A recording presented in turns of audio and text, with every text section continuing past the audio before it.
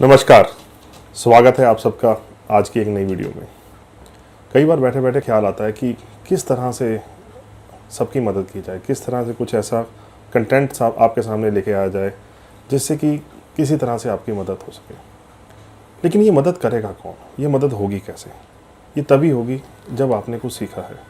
ज़िंदगी बहुत कुछ सिखाती है। हमने बहुत सारे कोर्स में देखा होगा, हमारे पास इतना सोशल मीडिया है, हर रोज़ एक नए मैसेजेस आते हैं जो हमें बताते हैं कि आप ज़िंदगी में बहुत कुछ सीख सकते हैं अगर आपकी सीखने की तमन्ना है।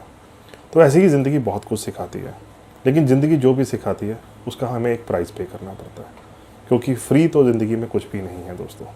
आपने जो भी सीखा है आपको बहुत कुछ उसके लिए पे करना पड़ा होगा, और चाहे वो कम है या ज़्यादा है। अगर हम स्कूल में भी कुछ सीखते हैं तो हमें फ़ीस पे करनी पड़ती है, हमारा समय पे करना पड़ता है, तभी हम कुछ सीखते हैं। ऐसे ही हमने अभी तक जो भी सीखा हमने कुछ ना कुछ पे किया है। तो मेरी भी ज़िंदगी के कुछ एक्सपीरियंसेस रहे हैं जिन्होंने मेरी बहुत हेल्प की है। कभी कभी एक ऐसी सिचुएशंस में जिन सिचुएशंस का हमारे पास कोई आंसर नहीं होता। कई बार हम एक सिचुएशंस में ऐसे फंस जाते हैं कि हमें समझ नहीं आता कि ये मेरे साथ हो क्यों रहा है। क्या आपको नहीं लगता, कई बार आपको ऐसा लगता होगा कि हमने कुछ गलत काम तो किया नहीं, तो हमारे साथ गलत क्यों हो रहा है? और कई बार ऐसा लगता होगा कि वो तो इतना बुरा है लेकिन उसके साथ तो कुछ बुरा होता ही नहीं है, उसके साथ तो हमेशा सब अच्छा होता रहता है। कई बार हम ये कहते हैं कि ये मेरी किस्मत ही ख़राब है, कई बार हम ये कहते हैं कि मेरा लक बुरा है, कई बार हम कहते हैं कि मेरी तो किस्मत ही, सितारे ही बुरे हैं, कई बार हम कहते हैं मेरी कुंडली ख़राब है। हम ऐसी चीज़ों का सहारा लेते हैं, कुछ ऐसे इवेंट्स जो हमारी ज़िंदगी में घटित होते हैं जिसका हमारे पास एक प्रॉपर एक्सप्लेनेशन बिल्कुल नहीं होता। तो यहीं पे लॉ ऑफ कर्मा आता है। लॉ ऑफ कर्मा क्या है? मेरे को भी अपनी लाइफ में कई ऐसे चीज़ें हुई जिसका मेरे पास कोई भी जवाब नहीं था। मेरे को ये नहीं पता था कि ऐसा क्यों हो रहा है, मेरे साथ ही क्यों हो रहा है। जो इतना बुरा कर रहे हैं उनके साथ कुछ ऐसा क्यों नहीं हो रहा।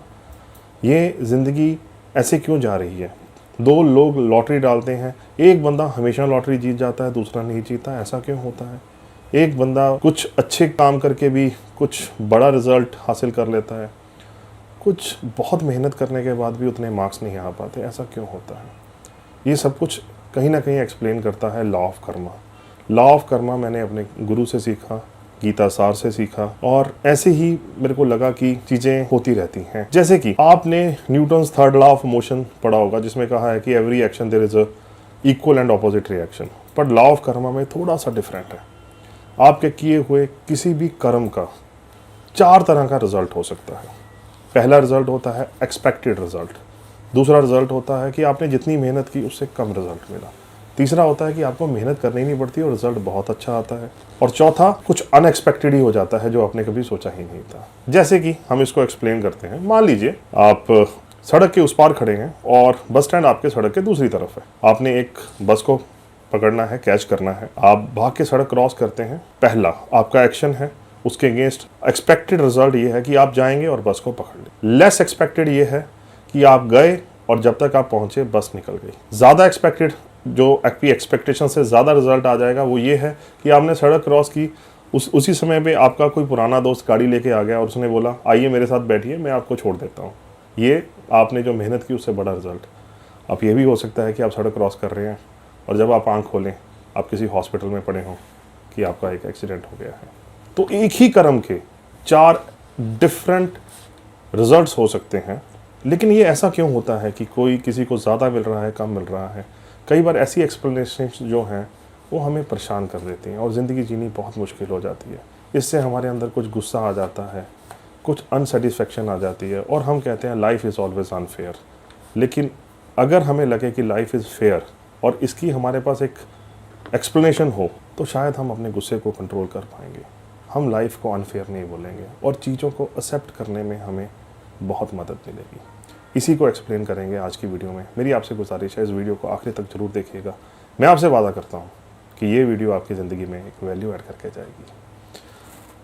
तो हम बात करते हैं कर्म और पला की। कर्मा क्या है? कर्म है कि हमने जो कर्म किया उसको कर्म कहते हैं। पला है उसका क्या रिजल्ट है, उसको पला कहा जाता है। तो ये एक्सप्लेन करेगा जो अनप्रेडिक्टिव रिजल्ट्स हमारी ज़िंदगी में आते हैं, ये कहाँ से लिया गया। ऋषि मुनि जो थे, जो एंशिएंट इंडिया में हमारे ऋषि मुनि थे, उन्होंने अपनी ज़िंदगी के कुछ उनके एक्सपीरियंसेस रहे, कुछ उन्होंने पढ़ा, कुछ गीता में भगवान कृष्ण ने जो गीता में गीता सार है जो उन्होंने वहाँ पे दिया कुरुक्षेत्र में, कुछ वहाँ से, तो वहाँ से लेके हमने एक एक्सप्लेनेशन बनाने की कोशिश की है कि कुछ चीज़ें ज़िंदगी में कैसे घटित होती हैं, ये एक्सपीरियंस पे है। अगर आप इसको लॉजिकली प्रूव करने की कोशिश करेंगे तो साइंटिफिकली हम लॉजिकली इनको प्रूव नहीं कर सकते। अगर हम सोचें कि हम लॉजिकली इनको डिसअप्रूव कर सकते हैं तो वो भी नहीं कर सकते।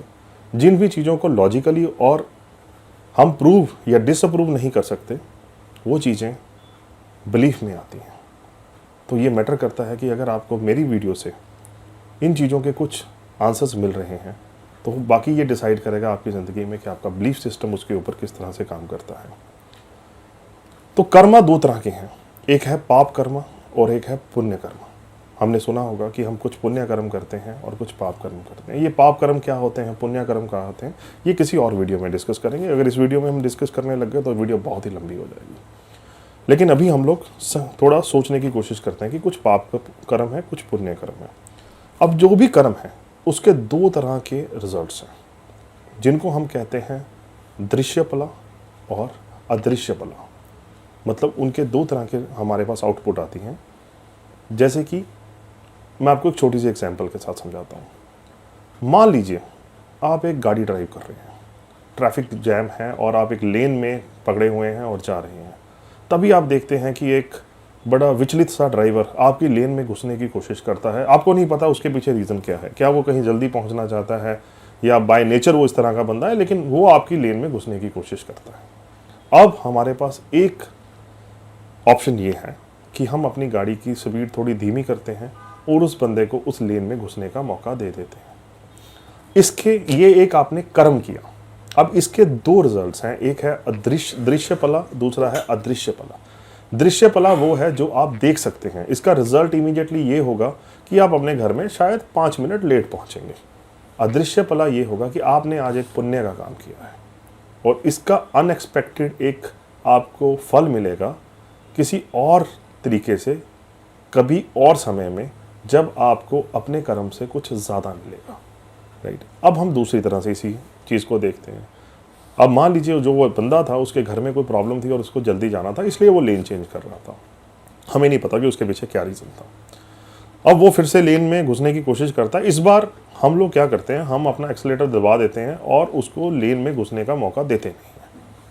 अब इसके भी आपने एक कर्म किया, पाप कर्म किया। इसको हम एक एग्जाम्पल की तरह समझ रहे हैं हम। आप ये मत सोचिएगा कि किसी को लेन में घुसाना या किसी को लेन से हटाना एक पुण्य या पाप का कर्म है। एक जस्ट आपको एक्सप्लेन करने की कोशिश कर रहे हैं।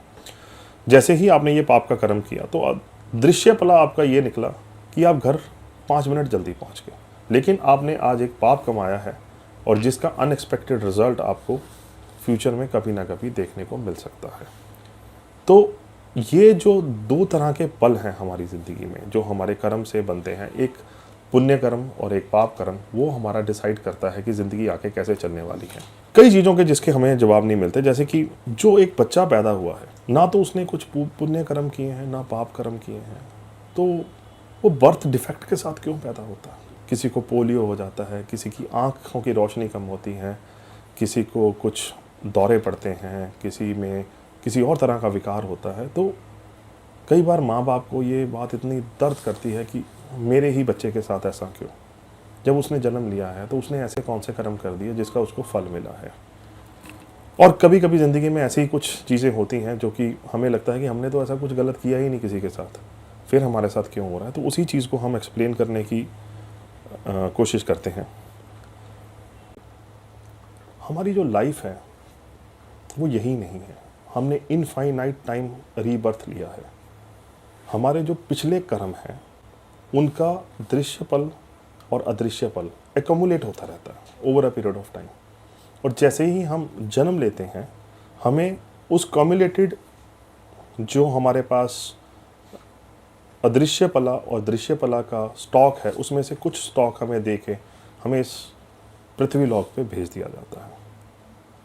तो पुराने किए हुए कुछ कर्म जो हमारे पुराने जन्मों पे हैं, जो कि इनफाइनाइट टाइम से हम जीते आ रहे हैं, उनका कुछ इम्पैक्ट हमारे ऊपर इस जन्म में पड़ता है जो इन्वायरमेंटल को डिसाइड करता है। लॉ ऑफ कर्मा के जो दृश्य पला और अदृश्य पला और लाइफ स्पैन में जो हमें प्रॉब्लम आती हैं, ये किस तरह से काम करती हैं, कुछ इसकी एक्सप्लेनेशन को समझने की कोशिश करते हैं। तो दो तरह के कर्मा हैं। एक तो है हमारा संचिता कर्मा। संचित कर्मा ये है कि जितने भी अभी तक हमारी ज़िंदगी के हमने लाइफ स्पैन, जितने भी हमने जन्म लिए हैं इस धरती के ऊपर, जितने भी हमने कर्म किए हैं, उसके अदृश्य पला इकट्ठे हो गए हैं, जो इनफाइनाइट अदृश्य पला है, बहुत ज़्यादा अदृश्य पला है, समंदर की तरह विशाल है उसके अंदर अदृश्य पला। इसको हम संचिता कर्मा कहते हैं। दूसरा है प्रबद्ध कर्मा। प्रबद्ध कर्मा है इस इनफाइनाइट समंदर से कुछ कर्मा को उठा के एक हमें भेज दिया जाता है इस धरती के ऊपर, और हमें उसके फल को भुगतना पड़ता है। ये है प्रबद्ध कर्मा। किस तरह से काम करता है, मैं आपको एक मेटाफोर से समझाने की कोशिश करता हूँ। एक एग्जांपल लेते हैं। जितने भी आप अच्छे कर्म हैं और उनका जो भी फल है, अच्छा फल है, हम उसको इस तरह से रेड एप्पल के साथ रिप्रेजेंट करते हैं, जो कि बहुत ही जूसी है, बहुत ही स्वीट है।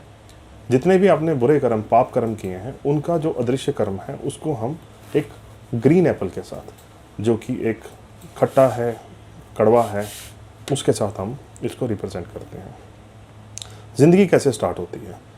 जो आपके पुरानी लाइफ के इनफाइनाइट आपके कर्म हैं, उनके जो अदृश्य पला इकट्ठे हो चुके हैं, उसमें से कुछ एक बास्केट में डाल के आपको दे दिए जाते हैं और आपकी ज़िंदगी शुरू होती है, जिसको हम प्रबद्ध कर्मा कहते हैं। ज़िंदगी कितनी लंबी होगी? जितने आपके कर्मों के फल होंगे। अब कईयों की ज़िंदगी 90 साल, 100 साल, 150 साल तक जाती है। क्यों जाती है? क्योंकि उनका जो बास्केट है, जब उनको जन्म लिया है, उसमें बास्केट में लाल और हरे एप्पल्स की जो क्वांटिटी है वो बहुत ही ज़्यादा है। जब तक वो सारे कर्मों को इस जन्म में भोग नहीं लेते, तब तक वो उनका ज़िंदगी ख़त्म नहीं होती। अब मान लीजिए कि किसी बच्चे का जन्म हुआ है और सारी टोकरी में पूरे के पूरे रेड एप्पल्स हैं, तो ज़िंदगी कैसी होगी? बड़ी ही खुशनुमा होगी।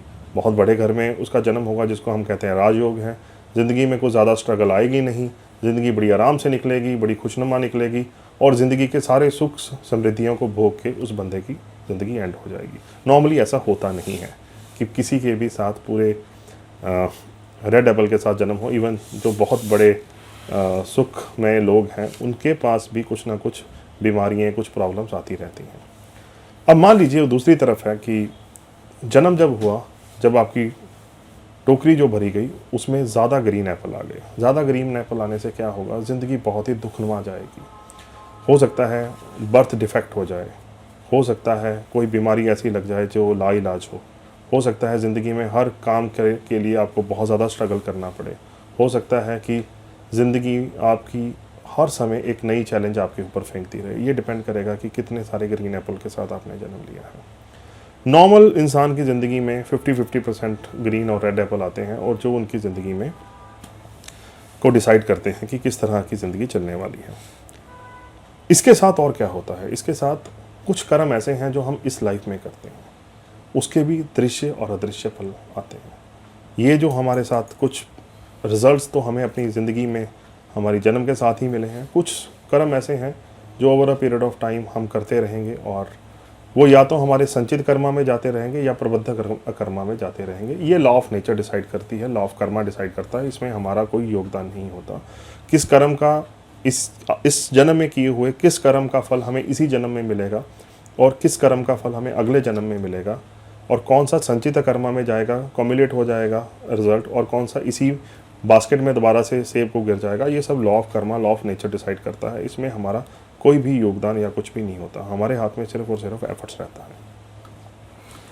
अब ये इतने सारे हमारे पास रेड और ग्रीन एप्पल हैं, और हम लाइफ में काम करते रहते हैं, और ग्रीन और रेड एप्पल कुछ बास्केट में डालते रहते हैं।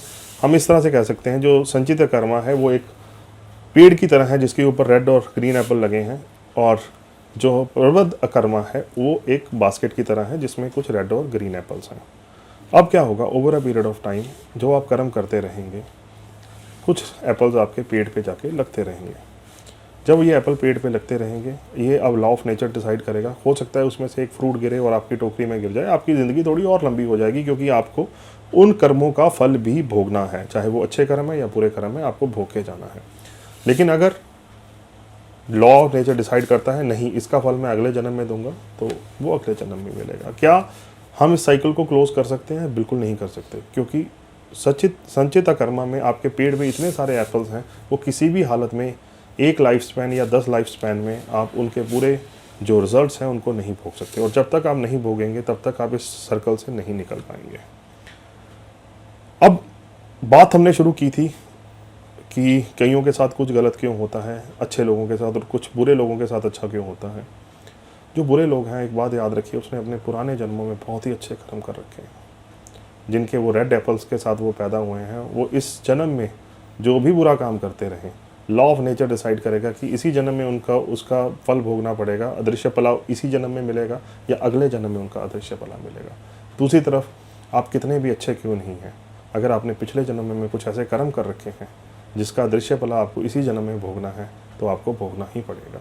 शायद ये एक छोटी सी एक्सप्लेनेशन जो है, ये ज़िंदगी में आने वाली कई सारी मुसीबतें, कई सारी प्रॉब्लम्स, जैसे बच्चे की बात की थी कि वो डिफेक्ट के साथ पैदा होता है, तो डॉक्टर्स कहते हैं कि ये जेनेटिकल है, इसमें थोड़ा जेनेटिकल इशू है। शायद हम सेटिस्फाई नहीं हो पाते एज अ पेरेंट्स, हम कहते हैं कि ऐसा क्यों, मेरे ही बच्चे के साथ क्यों। लेकिन हमें जब ये छोटी सी एक्सप्लेनेशन लगती है कि यह पुराने ही कर्मों का नतीजा है जिसके कारण ये है, तो चीज़ें सही हो जाती हैं। दोस्तों, ये छोटा सा एफर्ट था आपकी ज़िंदगी में कुछ वैल्यू ऐड करने का। अगर वीडियो अच्छी लगी हो तो लाइक, सब्सक्राइब और शेयर करना ना भूलिएगा। और आने वाले समय में कुछ ऐसे ही ज़िंदगी के सफ़र में जो मैंने सीखा है आपसे शेयर करता रहूँगा। और इस बात का हमेशा वादा करता हूँ कि जो वीडियो होगी वो हमेशा वैल्यू ऐड करेगी। नमस्कार।